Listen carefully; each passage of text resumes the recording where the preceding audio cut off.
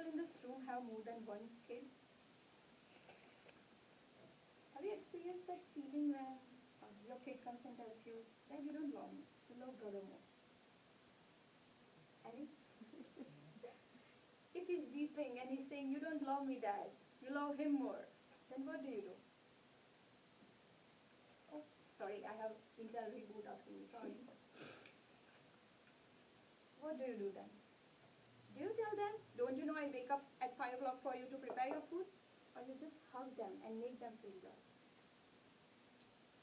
When a person is showing their emotions, sometimes the real intentions behind them is not what they are expressing. So I kind of deal with many kind of personalities where one friend is like total introvert who would never share any of his feelings or what he feels with us, and he would assume whatever is going around him, making personalities and whatever he feels for another person. There's another friend whom I like to call a coconut. He's like a soft shell from inside, but from outside he's like very harsh. A friend who comes and sees me, she'll just come running and just hug me with full energy. And there's another friend who would just smile and then hug me silently. Both love me equally. But every human is different with different kind of emotions. So this year, I wanted, out of my curiosity for psychology, I wanted to understand different people, different emotions. And the first step to understand anyone's emotion is to be deliberate about our own emotions. So I started observing my own patterns and my friends or my close people's pattern to how they react to certain situations. So let's take one situation where one of your friends just changed overnight for you. He stopped talking to you. He started hanging out with different people. And what you feel is the fear of missing them. What you feel is not being loved as you were before. But you don't want to sound like helpless. Oh, I am not just left without you. I'm fine on myself. But originally, you do care.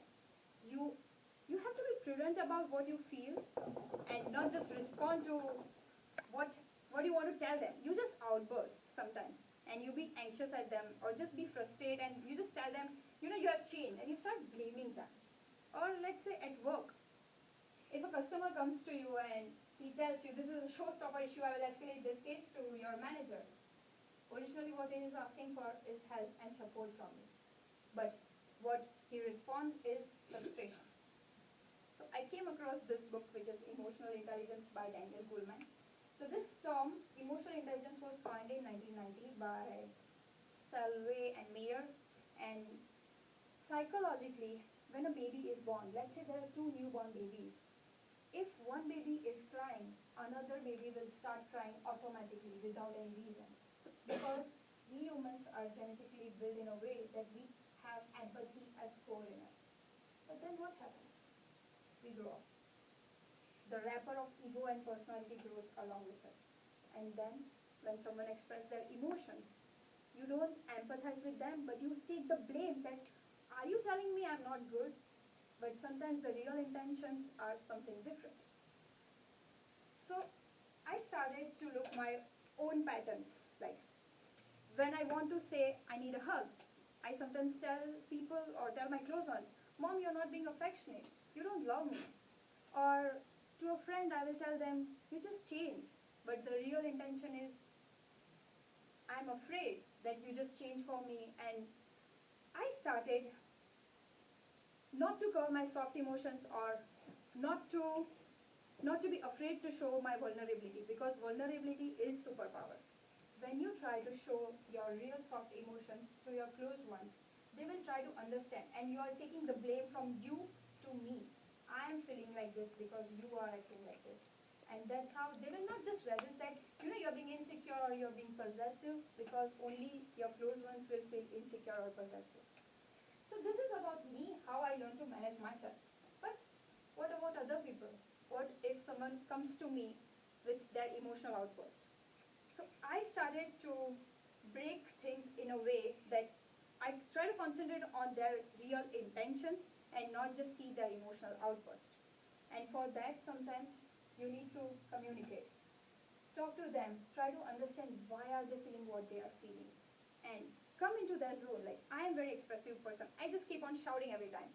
But if I go in similar fashion to a person who is soft spoken, they will just be like, don't shout at me. And we need to come to their own frequency, and then when they are comfortable in that space, then we start to ask them more details and try to understand what they are feeling, why they are feeling. And just in case about the customer, you need to understand that their behavior doesn't matter, but we still want them to win as Intel's win. So we are still supposed to support them and not just see the outer outburst of them. So remember, in the world, we are dealing with creatures of emotion and not with the creatures of logic.